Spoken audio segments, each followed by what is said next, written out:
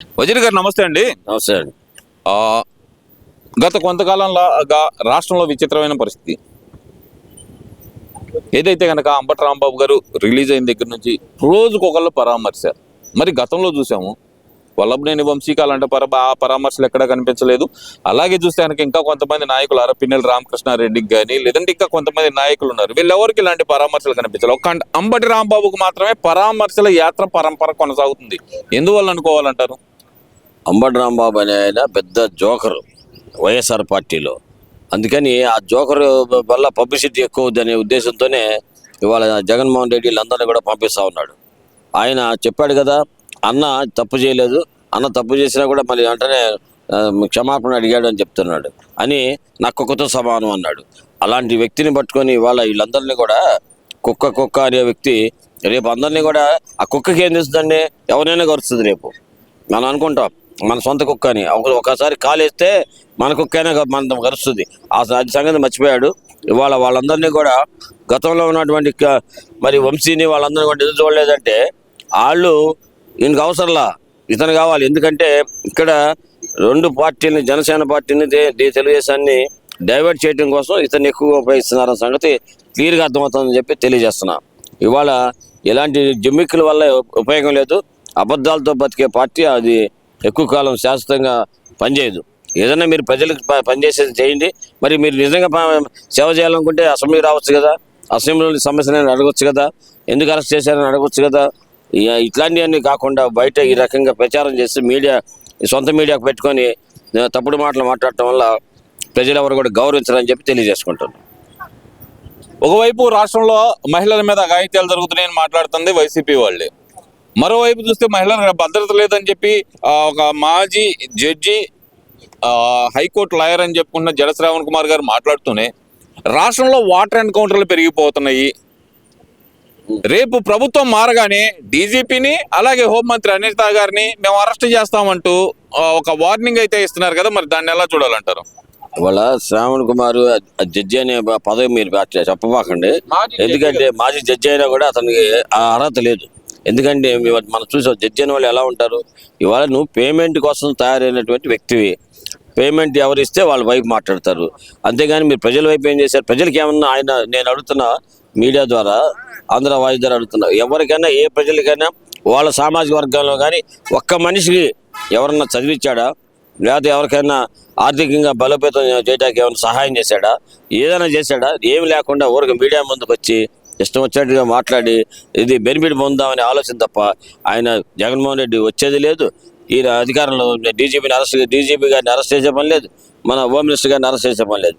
ఇవాళ నెంబర్ 1గా పనిచేస్తున్నట్టు home minister గారు చాలా పకడ్బందీగా ఇవాళ మనం చూసాం. మహిళల పైన అత్యాచారం అనేది ఇవాళ లేనే లేదు. మరి గతంలో సుచిత్ర గారు పనిచేసిందిగా, మరి ఆమె టైంలో ఎన్ని మహిళల పైన అరాచకాలు జరిగినాయి? వాళ్ళే చేశారు, వాళ్ళ పార్టీ వాళ్ళే చేసి కూడా ఏం చేయనట్టుగా పుచ్చినటువంటి ఘనత వైఎస్ఆర్ పార్టీలో అప్పుడు ఉన్నటువంటి హోమ్ మినిస్టర్ గారు సుచిత్ర గారు. ఇప్పుడు మా అమ్మాయి వచ్చిన తర్వాత బ్రహ్మాండంగా అనిత గారు ఫస్ట్ క్లాస్ పనిచేస్తుంది. నిరంతరం ప్రజల కోసమే పనిచేస్తున్నటువంటి హోమ్ మినిస్టర్ని పట్టుకొని మాట్లాడితే రేపు రాబోయే కాలంలో మీరు కూడా జైలు పోవాల్సిన ఆవశ్యకత ఉంటుందని చెప్పేసి తెలియజేస్తున్నాం. అంటే ఇక్కడ ఎలాగా అక్కడ ఆయన అంటుంది ఏంటంటే కనుక ఇన్స్టెంట్ న్యాయం కాదు కావాల్సింది, వాళ్ళు అసలు శిక్షింపబట్టం అనేది రాంగు, వాళ్ళు ఆత్మహత్య చేసుకుంటున్నారా, వీళ్ళు చంపేస్తున్నారా పోలీసులు అనే మాట కూడా అంటున్నారు కదండి. మరి ఇంతకుముందు వైఎస్ఆర్ పార్టీలో ఎంతమంది చచ్చిపోలేదు, పోలీసులు చంపారని అంటాం మనం, అవి మామూలు చనిపోయారు అంటామా? ఇవన్నీ కూడా కావాలని పబ్బం గడుపుని చెప్పేటువంటి మాటలు తప్ప ఏం కాదు. పోలీసులు వాళ్ళ డ్యూటీ వాళ్ళు చేస్తారు. మీరు మరి గతంలో మన రాజుగారిని ఏ రకంగా మీరు కాళ్ళు పైకి పెట్టి కొట్టి ఆయన ఏ రకంగా ఇచ్చేసారు మన కళ్ళతో చూసాం. అవన్నీ చేసేది మీరు. ఇవాళ మీరు చేశారు కాబట్టి ఎట్లా ఉందంటే ఇక్కడ చెప్పేది మన చిన్నప్పుడు చెప్పేవాళ్ళు దొంగ అంటే ఎవరు దొంగ అర్థం కాక వచ్చే పబ్లిక్ కూడా ఏం చేయలేదు. ఆ రకంగా మీరు తయారయ్యారు. మీరే అబద్ధాలు చెప్పడం ఫస్ట్ మీ దగ్గర నేర్చుకోవాలి. మిగతా పార్టీలు అన్నీ కూడా జగన్ దగ్గరికి వెళ్ళి ట్రైనింగ్ తీసుకుంటే మంచిదని చెప్పి తెలియజేస్తున్నాం.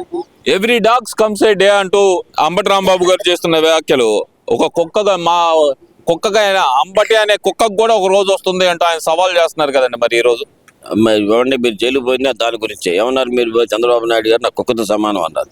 అందుకే ఆ కుక్క నీకు ఒక్కొక్కరికి ఒక్కొక్క ఇది జరుగుతుంది.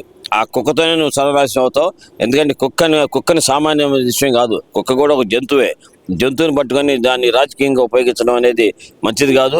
ఇవాళ ఆ కుక్కని రేపు ఒకరోజు తిరిగి నిన్ను కరుస్తుంది.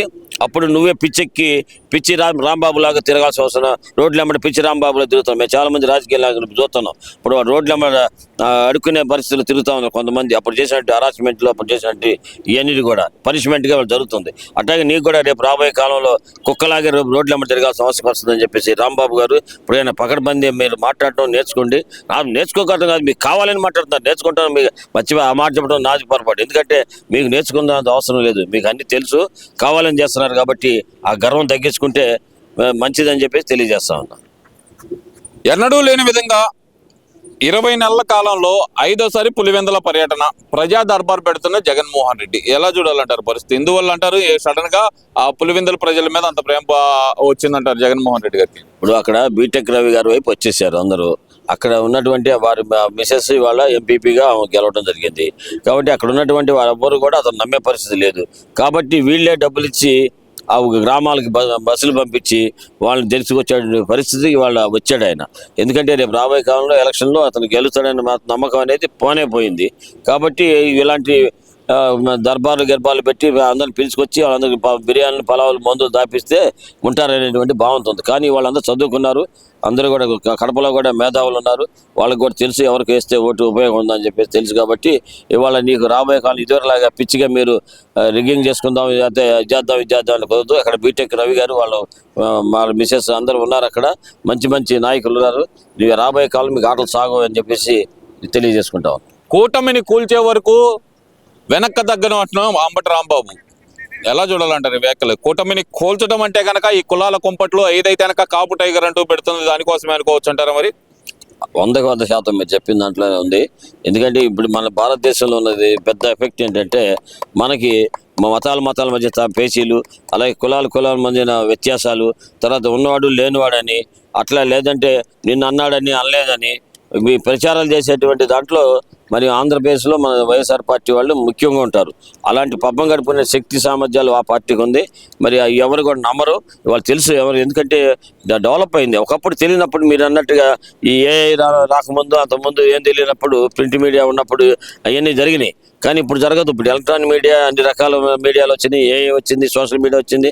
అందరూ కూడా అప్రమత్తగా ఉంటారు, జాగ్రత్తగా ఉండాలని చెప్పేసి ఆంధ్ర వాయిస్ ద్వారా వాళ్ళు తెలియజేసుకుంటా ఉన్నాం. ఇప్పుడు ఇంత జరుగుతున్నాయి, రాష్ట్రంలో అరాచకం జరుగుతుంది అంటారు. అలాగే చూస్తే కనుక ఒకవైపు బడ్జెట్ చర్చలు జరుగుతున్నాయి, మరోవైపు చూస్తే కనుక తిరుమల లడ్డూలో వాడిన నెయ్యి గురించి చర్చ జరుగుతుంది. ఇంత జరుగుతున్నా సరే అసెంబ్లీ వైపు వైసీపీ ఎమ్మెల్యేలు, సార్ జగన్మోహన్ రెడ్డి అంటే వెళ్ళట్లేదు, ఎమ్మెల్యేలు కూడా వెళ్ళలేని పరిస్థితి ఎందుకు వచ్చిందంటారు?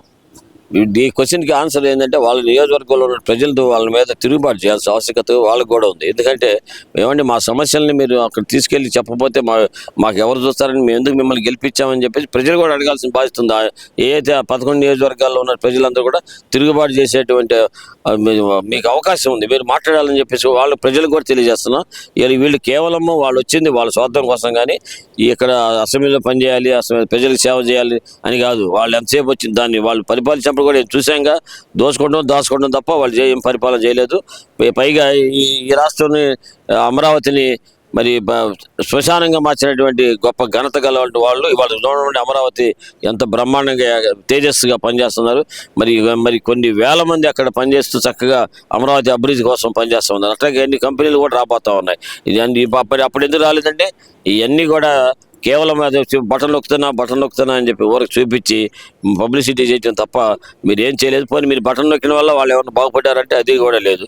కాబట్టి వాళ్ళ ఇలాంటి మాటలు నమ్మేటువంటి పరిస్థితి లేదని చెప్పేసి తెలియజేసుకుంటాం.